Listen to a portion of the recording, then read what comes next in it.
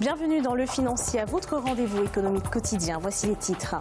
La Gambie a pu réunir 1,42 milliard d'euros auprès de 42 bailleurs de fonds internationaux, un financement qui vise la poursuite de la transition démocratique. Bonne nouvelle pour le Ghana, l'économie refait surface. L'inflation a reculé de 8,5% en un an. La dette publique est passée de 69,8% du produit intérieur brut, PIB, à 60% en février 2018. Et puis en fin d'édition, nous ferons le point sur les marchés boursiers du continent.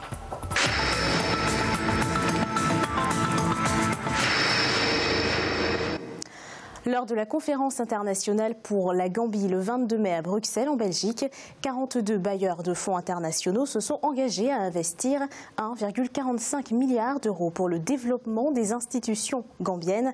L'objectif est de permettre au pays de transformer en profondeur ces institutions afin de poursuivre la transition démocratique. Marcel Farba-Maroun. À l'issue de la rencontre de la conférence internationale pour la Gambie qui a eu lieu mardi 22 mai 2018 à Bruxelles, la capitale belge, pas moins de 42 bailleurs de fonds internationaux ont pris l'engagement d'allouer 1,45 milliard d'euros au gouvernement gambien. Parmi eux, 10 organisations internationales et 43 partenaires bilatéraux dont le Canada, la Chine, le Qatar ou encore le Maroc se sont prononcés sur leur soutien financier. Objectif, poursuivre la transition démocratique dans ce pays d'Afrique de l'Ouest bordé par le Sénégal et booster le plan national de développement gambien. Ce plan ouvre un nouveau chapitre dans l'histoire de la Gambie. Il offre l'opportunité de reconstruire un État moderne, fondé sur la démocratie, la bonne gouvernance, le respect des droits de l'homme, la sécurité et la prospérité pour tous. L'élection d'Adama Barrow le 1er décembre 2016, suivie d'une période de bras de fer avec l'ancien président Yahya Jammeh, avait apporté un vent d'espoir en Gambie. Mais alors que les populations attendent des changements rapides et concrets, le nouveau pouvoir fait face à plusieurs obstacles. La dette publique est estimée à 120% du produit intérieur brut, ce qui représente près d'1 milliard d'euros, soit l'une des dettes les plus importantes d'Afrique. Un défi d'autant plus difficile à relever que les prix à la consommation ne cessent d'augmenter, avec une inflation évaluée à 8% en 2017 par le Fonds monétaire international. Mon gouvernement a hérité d'un chantier conséquent, caractérisé par une économie détruite, des démarches financières frauduleuses, une mauvaise répartition des ressources et une régression de la société, sans compter les infrastructures dilapidées. Selon les derniers chiffres du Fonds monétaire international, publiés en avril 2018, la Gambie, pays d'à peine plus de 2,1 millions d'habitants, devrait connaître une croissance de plus de 5% en 2018 et 2019. En Afrique du Sud, le gouvernement a pour ambition de faire peser l'industrie automobile sud-africaine pour 1% de la production mondiale d'ici à 2035. Une production annuelle de 1,5 million de véhicules serait nécessaire alors que le pays n'en a produit que 600 000 en 2017. L'industrie automobile est un secteur important pour l'économie sud-africaine. Il a représenté 7,4% du PIB en 2016. Au Ghana, la Banque centrale a indiqué que son taux directeur est fixé à 17%, ce qui représente une réduction de 100 points de base. Une décision qui fait suite à la stabilisation de certains indices de l'économie, notamment l'inflation et le taux de change. L'inflation a reculé de 8,5% en un an dans le pays. Regardez le sujet. L'économie ghanéenne se remet peu à peu de la crise. La Banque centrale du Ghana a décidé de réduire ses taux directeurs de 100 points de base. Le taux directeur de l'institution bancaire est désormais de 17%, alors que le pays a enregistré des points positifs sur le plan macroéconomique.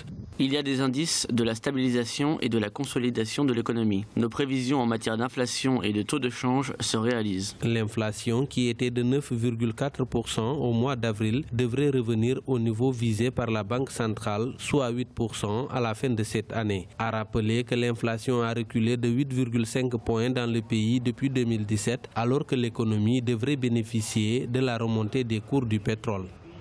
Ça montre effectivement que l'économie ghanéenne commence à être stable. Les objectifs macroéconomiques du gouvernement sont atteints en termes de réduction de l'inflation et de réduction du taux de change. Donc ça veut dire que le pays a réussi à stabiliser son économie. Ça montre effectivement que les politiques mises en place par le gouvernement ghanéen ont fini par porter leurs fruits. Je pense qu'on a des bonnes perspectives. La dette publique est passée de 69,8% du produit intérieur brut à 60% en février 2018. Le gouvernement gouvernement qui achève le remboursement d'un emprunt de 918 millions de dollars au Fonds monétaire international, n'envisage plus de renouveler son endettement.